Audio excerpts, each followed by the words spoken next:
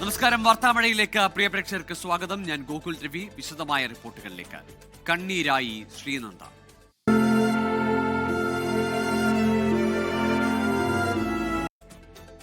മകളുടെ മരണത്തിൽ സംശയമുണ്ടെന്ന് കർണാടക ചിക്കമംഗളൂരുവിൽ മരിച്ച നിലയിൽ കണ്ടെത്തിയ 15 വയസ്സുകാരി ശ്രീനന്ദയുടെ പിതാവ് രമേശ്. കുട്ടിയെ കാണാതായ സ്ഥലത്ത് നിന്നല്ല മൃതദേഹം കിട്ടിയത്. പോസ്റ്റ്മോർട്ടം റിപ്പോർട്ട് വന്നാലേ വ്യക്തത വരികയുള്ളൂവെന്നും ഇതുവരെയുള്ള കർണാടക പോലീസ് അന്വേഷണത്തിൽ തൃപ്തിയുണ്ടെന്നും രമേശ് പറഞ്ഞു. പ്രാഥമികമായിട്ട് ഇപ്പോൾ അവർക്ക് പ്രത്യേകിച്ചിട്ടൊന്നും പറയാൻ പറ്റുന്നില്ലെന്നാണ് പറയുന്നത്. ബോഡി കാണാനില്ല, മിസ്സിംഗ് ആയിരുന്നു. ബോഡി ഇന്നിപ്പോൾ താഴെ കിട്ടിയിട്ടുണ്ട്. ബോഡി എങ്ങനെ താഴെ വന്നു എന്നുള്ളത് നമുക്ക് നമ്മുടെ ആശങ്ക അറിയിച്ചിട്ടുണ്ട്, അത് നിലനിൽക്കുന്നുണ്ട്. അത് പിന്നിപ്പോൾ നമുക്ക് പോസ്റ്റ്മോർട്ടം റിപ്പോർട്ട് വന്നു കഴിഞ്ഞാൽ നമുക്ക് ചിലപ്പോൾ അത് ആശങ്ക ക്ലിയറായി കിട്ടും. അപ്പോൾ ഫർദർ ഇൻവെസ്റ്റിഗേഷനിലാണ് നമുക്കത് അറിയാൻ പറ്റുള്ളൂ. അപ്പോൾ അത് ഉണ്ടാവുന്നതന്നെയാണ് പറഞ്ഞിരിക്കുന്നത് പോലീസിൻ്റെ സൈഡിൽ നിന്ന്. അന്വേഷണത്തിൽ നിലവിൽ തൃപ്തി തന്നെയാണ്. നമുക്കിപ്പോൾ എന്തായാലും കുറച്ച് കിട്ടാൻ ഡിലേ ആയി. അതിപ്പോൾ പക്ഷേ ഒരുവിധം എല്ലാം കോഴ്സുകളും എല്ലാം ഒന്നിച്ച് ഏകോപിപ്പിച്ച്, കാരണം ആദ്യം നമുക്ക് സീരിയസ്നെസ് അറിയില്ലായിരുന്നല്ലോ. അപ്പോൾ അന്വേഷണത്തിൽ സംതൃപ്തിയുണ്ട്, ഓക്കെയാണ്. കുംഭമേളയിലൂടെ വൈറലായ പെൺകുട്ടിയുടെ കേരളത്തിലെത്തിയുള്ള വിവാഹത്തിൽ ഭർത്താവിനെതിരെ പോക്സോ കേസ്. വിവാഹ സമയത്ത് പെൺകുട്ടിക്ക് പ്രായപൂർത്തിയായിരുന്നില്ലെന്ന ദേശീയ പട്ടികവർഗ കമ്മീഷന്റെ കണ്ടെത്തലിനെ തുടർന്നാണ് മധ്യപ്രദേശ് പോലീസ് കേസെടുത്തത്. വിഷയത്തിൽ കേരള മധ്യപ്രദേശ് DGPമാരോട് ഡൽഹിയിൽ ഹാജരാകാൻ കമ്മീഷൻ നിർദ്ദേശം നൽകി. കുംഭമേളയിലൂടെ സോഷ്യൽ മീഡിയയിൽ തരംഗമായ പെൺകുട്ടിയുടെ വിവാഹമാണ് ഇപ്പോൾ നിയമക്കുരുക്കിലായിരിക്കുന്നത്. കഴിഞ്ഞ മാർച്ചിൽ തിരുവനന്തപുരത്തെ അരുമാനൂർ ശ്രീ നൈനാർ ദേവക്ഷേത്രത്തിൽ വെച്ചായിരുന്നു വിവാഹം. വിവാഹ സമയത്ത് പെൺകുട്ടിക്ക് 16 വയസ്സും 2 മാസവും മാത്രമായിരുന്നു പ്രായമെന്ന് ദേശീയ പട്ടികവർഗ കമ്മീഷൻ കണ്ടെത്തി. 2009 ഡിസംബർ 30-നാണ് പെൺകുട്ടി ജനിച്ചതെന്ന് മധ്യപ്രദേശിലെ ആശുപത്രി രേഖകൾ വ്യക്തമാക്കുന്നു. വിവാഹത്തിനായി വ്യാജ ജനന സർട്ടിഫിക്കറ്റ് നിർമ്മിച്ചതായും കമ്മീഷൻ റിപ്പോർട്ടിലുണ്ട്. ഇതോടെയാണ് വിവാഹം കഴിച്ചയാൾക്കെതിരെ പോക്സോ നിയമപ്രകാരം കേസെടുത്തത്. ലവ് ജിഹാദ് ആരോപണവുമായി പെൺകുട്ടിയുടെ കുടുംബം നേരത്തെ രംഗത്തെത്തിയിരുന്നു. വിവാഹത്തിൽ CPIM പോപ്പുലർ ഫ്രണ്ട് ഇടപെടലുണ്ടോ എന്ന സംശയവും കമ്മീഷൻ ഉന്നയിക്കുന്നുണ്ട്. CPIM സംസ്ഥാന സെക്രട്ടറി MV ഗോവിന്ദൻ, മന്ത്രി V Sivankutty, A Rahim MP തുടങ്ങിയ പ്രമുഖ നേതാക്കൾ വിവാഹത്തിൽ പങ്കെടുത്തിരുന്നു.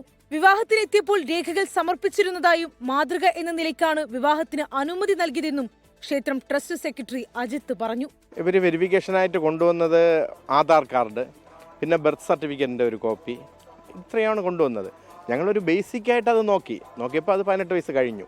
പഞ്ചായത്തിൽ നിന്ന് ഇവർക്ക് KDISC വഴി സർട്ടിഫിക്കറ്റ് കിട്ടി. അവരാണ് ആധികാരികമായിട്ട് ഇത് നോക്കുന്നത്. KDISC ആണ് ആധികാരികമായി നോക്കി അവരും സർട്ടിഫിക്കറ്റ് കൊടുത്തു. അപ്പം പിന്നെ അതിൽ ഞങ്ങൾക്കൊരു ബേസിക്കായിട്ട് നോക്കണമെന്ന് മാത്രമേ ഉള്ളൂ.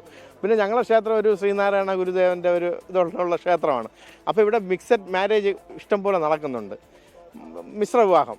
അപ്പം അത് ഞങ്ങൾ അതിനെ ഒന്ന് പ്രോത്സാഹിപ്പിക്കുകയും കൂടി ചെയ്യുകയാണ്. കേസിന്റെ ഗൗരവം കണക്കിലെടുത്ത് ഏപ്രിൽ 22-ന് നേരിട്ട് ഹാജരാകാൻ കേരള മധ്യപ്രദേശ് DGPമാർക്ക് കമ്മീഷൻ നോട്ടീസ് നൽകി.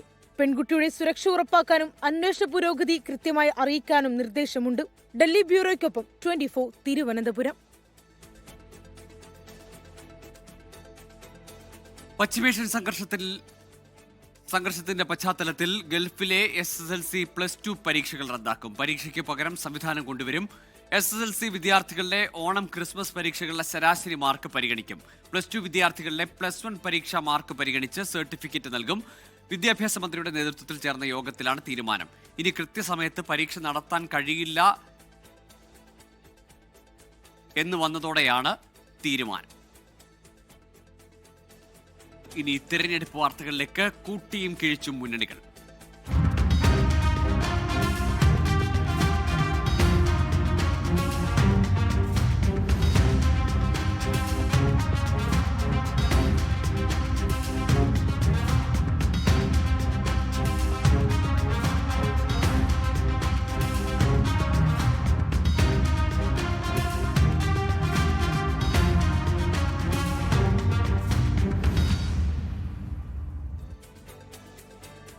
തെരഞ്ഞെടുപ്പിന് പിന്നാലെ കോൺഗ്രസിൽ വീണ്ടും മുഖ്യമന്ത്രി തർക്കം തലപൊക്കി.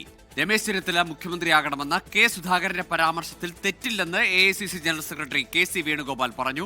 മുഖ്യമന്ത്രി എറണാകുളത്ത് നിന്നാകുമെന്ന മുഹമ്മദ് ഷിയാസിന്റെ പ്രസ്താവന M ലിജു തള്ളി. ഷിയാസിന്റേത് വ്യക്തിപരമായ അഭിപ്രായമെന്നും ആര് മുഖ്യമന്ത്രിയാകുമെന്ന് ഹൈക്കമാൻഡ് തീരുമാനിക്കുമെന്നും മറുപടി. ആരാഗ്രഹിക്കുന്നെന്താ തെറ്റെന്നേ? ഞങ്ങളുടെ പാർട്ടിയിൽ ഇപ്പം അത് CPM അങ്ങനെ ആരെങ്കിലും പിണറായി വിജയൻ മാറി നിൽക്കണം എന്നങ്ങോട്ടും പറഞ്ഞിരുന്നെങ്കിൽ അവൻ്റെ സ്ഥിതി എന്താവുമെന്ന് ഞാൻ ആലോചിച്ചുകൊണ്ടിരിക്കുകയായിരുന്നു. അങ്ങനെ അങ്ങോട്ട് ഒരാൾ പറഞ്ഞു പോയാൽ എന്താവും സ്ഥിതി? തീർച്ചയായും അദ്ദേഹത്തിൻ്റെ വ്യക്തിപരമായ അഭിപ്രായമായിട്ട് മാത്രമേ നമുക്കതിനെ അദ്ദേഹം ദുരുദ്ദേശത്തിലൊന്നും അല്ല. എനിക്ക് തോന്നുന്നു എറണാകുളം DC പ്രസിഡന്റിൻ്റെ ഒരു ആഗ്രഹം അദ്ദേഹം പ്രകടിപ്പിച്ചു എന്നുള്ളത് മാത്രമാണ് എനിക്ക് മനസ്സിലാക്കാൻ സാധിക്കുന്നത്. അങ്ങനെ ആയിരിക്കുള്ളൂ, അത് വ്യക്തിപരമാണ്. ഉപമുഖ്യമന്ത്രി പദവുമായി ബന്ധപ്പെട്ട PK കുഞ്ഞാലിക്കുട്ടിയുടെ നിലപാട് തള്ളി യൂത്ത് ലീഗ് സംസ്ഥാന അധ്യക്ഷൻ പാണക്കാട് മുനവറലി ശിഹാബ് തങ്ങൾ. ഉപമുഖ്യമന്ത്രി സ്ഥാനത്തിന് മുസ്ലിം ലീഗിന് അർഹതയുണ്ടെന്നും ചർച്ചകൾ പുരോഗമിക്കുമ്പോൾ ആവശ്യപ്പെടുമോ എന്ന് പറയാനാവില്ലെന്നും മുനവറലി ശിഹാബ് തങ്ങൾ പ്രതികരിച്ചു. ഉപമുഖ്യമന്ത്രി പദവി ആവശ്യപ്പെടില്ലെന്ന് കുഞ്ഞാലിക്കുട്ടി ഇന്നും ആവർത്തിച്ചു. UDFന്റെ വിജയമാണ് പ്രധാനമെന്നും ഉപമുഖ്യമന്ത്രി പദവി പോലുള്ള ആലങ്കാരിക പദവികൾ ലീഗ് ആവശ്യപ്പെട്ടിട്ടില്ലെന്നുമാണ് വോട്ടെടുപ്പിന് മുൻപ് കുഞ്ഞാലിക്കുട്ടി വ്യക്തമാക്കിയത്. മലപ്പുറത്ത് നിന്ന് ഒരു ഉപമുഖ്യമന്ത്രി അതൊന്നും ഒരു പ്രസക്തി ഇല്ലാത്ത കാര്യങ്ങളാണ്, മനസ്സിലായില്ല. ഞങ്ങൾക്ക് യാതൊരു താല്പര്യവുമില്ല. എന്നാൽ വോട്ടെടുപ്പിന് ശേഷം youth league president Panakkad Munavvar Ali Shihab Thangal ഉപമുഖ്യമന്ത്രി പദവിക്ക് ലീഗിന് അർഹതയുണ്ടെന്ന് വ്യക്തമാക്കി. പദവി ആവശ്യപ്പെടുമോ എന്ന് ഇപ്പോൾ പറയാനാകില്ലെന്നും മുനവറലി തങ്ങൾ. അല്ല, ഉപമുഖ്യമന്ത്രി സ്ഥാനം ലീഗ് നേരത്തെ വഹിച്ചിട്ടുണ്ട്. അതിന് ഞങ്ങൾ അർഹരാണ്. ആ സമയത്തുള്ള ചർച്ചകളല്ലേ, അപ്പോൾ അത് കഴിഞ്ഞിട്ട് ആ സമയത്തുള്ള ചർച്ചകളിൽ ആ സമയത്ത് നോക്കാം. UDFന്റെ വിജയപ്രതീക്ഷ പങ്കുവയ്ക്കാൻ വാർത്താ സമ്മേളനം നടത്തിയ കുഞ്ഞാലിക്കുട്ടി ഇന്നും അത്തരം ചർച്ചകൾക്ക് പ്രസക്തിയില്ലെന്ന് ആവർത്തിച്ചു. ഞങ്ങളതൊന്നും ആവശ്യപ്പെട്ടിട്ടില്ല. മറ്റ് അങ്ങനെയുള്ള ചർച്ചകളൊന്നും കൊണ്ടുവരാൻ ഞങ്ങൾ ആഗ്രഹിച്ചിട്ടുണ്ട്. ഇതോടെ UDFന് ഭൂരിപക്ഷം ലഭിച്ചാൽ ഉപമുഖ്യമന്ത്രി പദവി അടക്കമുള്ള കാര്യങ്ങളിൽ ലീഗിൽ ചർച്ച നടക്കുമെന്ന് ഉറപ്പാണ്. 24 മലപ്പുറം. ആഗോള അയ്യപ്പ സംഗമത്തിൽ തിരുവിതാംകൂർ ദേവസ്വം ബോർഡിനെ വീണ്ടും വിമർശിച്ച് ഹൈക്കോടതി. ഓഡിറ്റിൽ ദേവസ്വം ബോർഡിന്റെ വീഴ്ച ഒറ്റപ്പെട്ടതല്ലെന്ന് വിമർശനം. അക്കൗണ്ടിംഗ് ഭരണ സംവിധാനങ്ങളിൽ വീഴ്ച ഗുരുതരമെന്നും സാമ്പത്തിക ഇടപാടുകൾ കൈകാര്യം ചെയ്യുന്നതിൽ സുതാര്യതയില്ലെന്നും ഹൈക്കോടതി ചൂണ്ടിക്കാട്ടി. ബോർഡിന്റെ ബാങ്ക് സ്റ്റേറ്റ്മെന്റുകളിൽ പൊരുത്തക്കേടുണ്ടെന്ന് ഓഡിറ്റർ ഹൈക്കോടതിയിൽ റിപ്പോർട്ട് നൽകി. വനിതാ സംവരണ ഭേദഗതി ബില്ലിൽ പ്രതിപക്ഷ പാർട്ടികളുടെ യോഗം വിളിച്ച് കോൺഗ്രസ്. പാർലമെന്റിൽ സ്വീകരിക്കേണ്ട നടപടികൾ യോഗം ചർച്ച ചെയ്യും. പ്രത്യേക പാർലമെന്റ് സമ്മേളനം വിളിച്ച കേന്ദ്ര സർക്കാർ നടപടി മാതൃകാ പെരുമാറ്റച്ചട്ട ലംഘനമെന്ന് കോൺഗ്രസ് അധ്യക്ഷൻ മല്ലികാർജ്ജുൻ ഖാർഗെ ആരോപിച്ചു. ബില്ലിൽ വിശദമായ കൂടിയാലോചനകൾ വേണമെന്ന് CPIM പോളിറ്റ് ബ്യൂറോ ആവശ്യപ്പെട്ടു. വനിതാ സംവരണ ഭേദഗതി ബില്ലിനെ തെരഞ്ഞെടുപ്പ് നേട്ടത്തിലുള്ള വിഷയമാക്കി പ്രധാനമന്ത്രി നരേന്ദ്രമോദി മാറ്റിയെന്നാണ് കോൺഗ്രസിന്റെ വിമർശനം. രാജ്യത്തെ സ്ത്രീകളോട് നരേന്ദ്രമോദി മാപ്പ് പറയണമെന്ന് കോൺഗ്രസ് പ്രവർത്തക സമിതി യോഗം ആവശ്യപ്പെട്ടു. സർക്കാർ നീക്കത്തെ എങ്ങനെ നേരിടണമെന്ന് ആലോചിക്കാൻ പ്രതിപക്ഷ പാർട്ടികളുടെ യോഗം ഉടൻ ചേരും. സർക്കാരിന്റെ പരാജയങ്ങളിൽ നിന്ന് ശ്രദ്ധ തിരിക്കാനാണ് മോദിയുടെ ശ്രമമെന്നും കോൺഗ്രസ് കുറ്റപ്പെടുത്തി.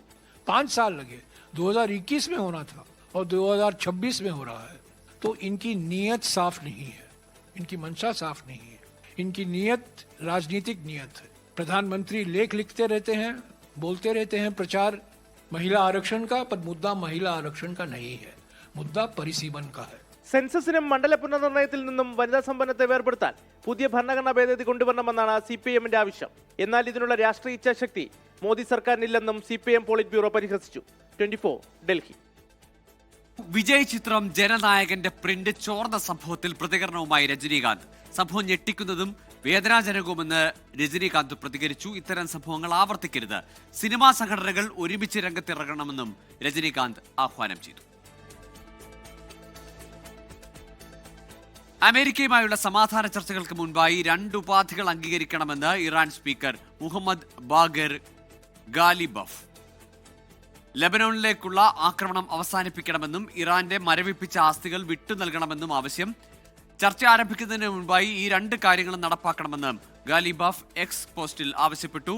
നാളെ ഇസ്ലാമാബാദിൽ നടക്കുന്ന ചർച്ചയ്ക്കായി American vice president JD Vance ഇസ്ലാമാബാദിലേക്ക് തിരിച്ചതിന് പിന്നാലെയാണ് ഉപാധികളുമായി ഇറാൻ സ്പീക്കർ രംഗത്ത് വന്നത്. ഇനി ചില വാർത്തകൾ ചുരുക്കത്തിലും വേഗത്തിലും. കണ്ണൂർ മട്ടന്നൂരിൽ ക്ഷേത്രോത്സവത്തിനിടെ ഭക്ഷ്യവിഷബാധ എന്ന സംശയം ചികിത്സയിലിരുന്ന വയോധികൻ മരിച്ചു. കാര പുതിയടത്ത് മടപ്പുരയിലെ ഉത്സവ സദ്യ കഴിച്ച 300ഓളം പേർ ചികിത്സയിൽ. ഉത്തർപ്രദേശ് മധുര KC ഘാട്ടിൽ ബോട്ട് മറിഞ്ഞ് 10 മരണം. അപകടത്തിൽപ്പെട്ടത് തീർത്ഥാടക സംഘം സഞ്ചരിച്ച ബോട്ട്. യമുന നദിയിൽ മുങ്ങിയ ബോട്ടിലെ 15 പേരെ രക്ഷപ്പെടുത്തി. കോട്ടയം കാഞ്ഞിരപ്പള്ളിയിൽ ഇടിമിന്നലേറ്റി 20കാരന് ദാരുണാന്ത്യം. മരിച്ചത് കൂവപ്പള്ളി സ്വദേശിയായ മുഹമ്മദ് സെയ്ഫ്. പോലീസ് ആസ്ഥാനത്തിന് മുന്നിലെ CPOമാരുടെ തമ്മിലടിയിൽ നടപടി. മ്യൂസിയം സ്റ്റേഷനിലെ വിശാഖിനെ മർദ്ദിച്ച CPO കിരണിന് സസ്പെൻഷൻ.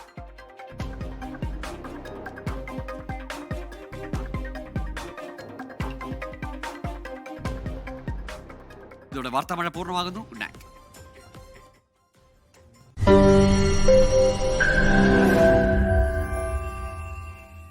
ലോകത്തെവിടെയായാലും ഏത് സമയത്തും 24 വാർത്തകളും ഓഗ്മെന്റഡ് റിയാലിറ്റി പാക്കേജുകളും എക്സ്പ്ലെയിനറുകളും വിശദമായി കാണാൻ ഞങ്ങളുടെ യൂട്യൂബ് ചാനൽ നിങ്ങൾക്ക് സബ്സ്ക്രൈബ് ചെയ്യാം.